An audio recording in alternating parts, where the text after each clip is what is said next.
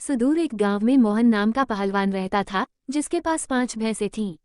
दिन भर भैंसों की देखभाल करना और उनका दूध पीना ही मोहन की दिनचर्या थी।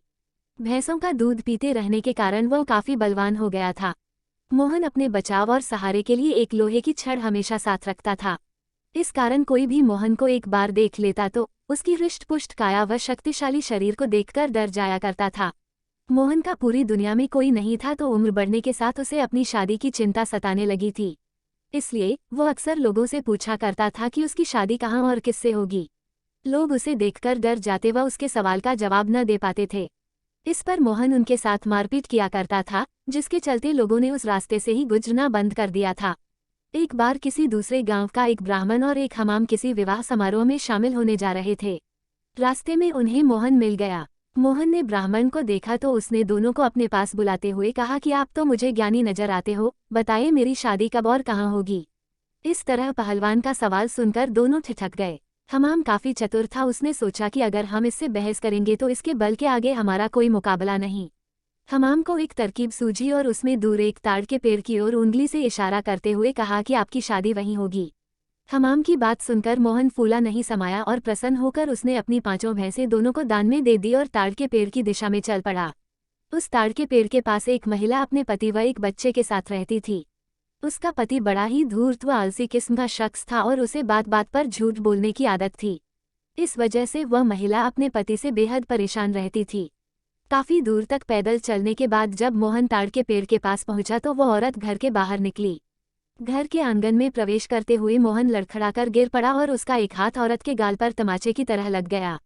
औरत को लगा कि पहलवान जरूर उसके पति को जानता होगा। अपने एक हाथ से गाल मलते हुए औरत ने पहलवान को अतिथि कक्ष में बैठने के लिए कहा और उसे जलपान कराने लगी।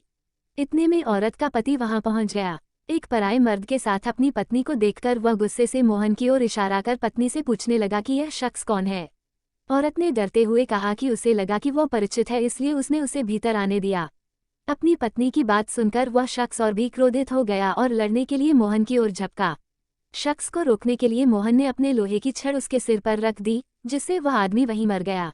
यह सब दृश्य देखकर उसकी पत्नी रोने लगी। माहौल को देखकर पहलवान वहां से जाने लगा तो उस औरत ने मोहन को रोक लिया और कहने लगी कि उसके पति के अलावा घर में कमाने वाला कोई नहीं था और उनकी मृत्यु के बाद अब तुम्हें हमारे साथ ही रहना होगा। इसके बाद मोहन उस औरत के साथ उसी घर में रहने लगा। मोहन को भैंसों का दूध पीने के अलावा कोई काम नहीं आता था। ऐसे में कुछ दिन बाद जब घर का राशन खत्म होने लगा तो महिला ने उससे कहा कि वो बाहर जाकर कुछ कमाकर लेकर आए या फिर राजा के पास जाकर खेती के लिए जमीन मांग ले ताकि वह खेती कर अपना भरण पोषण कर सके। महिला की बात सुनकर पहलवान अपने लोहे की छड़ उठाए राजमहल की ओर चल पड़ा। राजमहल के पास पहुंचने पर सभी द्वारपाल और सैनिक मोहन की काया देखकर डर से कांपने लगे और तुरंत राजा तक सूचना पहुंचाई कि कोई बलवान हाथ में लोहे की छड़ लिए महल की ओर बढ़ता चला आ रहा है। सूचना पाकर राजा ने तुरंत अपने मुंशी को बुलाया और उसे तत्काल पहलवान के पास जाकर आने का कारण पूछने को कहा। पहलवान मुंशी को खेती के लिए जमीन मांगने की अपनी विनती बताता है। संदेश लेकर राजा के पास पहुंचने पर राजा पहलवान को ढेर सारी जमीन देने का आदेश देता है। मुंशी बेहद चतुर होता है तो वह राजा द्वारा पहलवान को दी गई अधिकांश जमीन स्वयं के लिए रखकर मोहन को कब्रिस्तान के पास एक बंजर जमीन का छोटा सा टुकड़ा दे देता है, जिसे पाकर पहलवान खुशी खुशी वापस लौट जाता है। उस बंजर जमीन के पास के बीच में एक पीपल का पेड़ होता है, जिस पर भूतों का बसेरा होता है। जमीन को फसल उगाने योग्य बनाने के लिए जब पहलवान जुताई शुरू करता है तो पेड़ के कारण उसे खेत जोतने में परेशानी आने लगती है। मोहन उस पेड़ को उखाड़ने की ठान लेता है और अपनी लोहे की छड़ से उस पर प्रहार करता है, जिससे करीब 150 भूत पेड़ से नीचे गिर जाते हैं और गुस्से से पहलवान की ओर लड़ने के लिए दौड़ते हैं। पहलवान अपनी छड़ से सभी भूतों के छक्के छुड़ा देता है।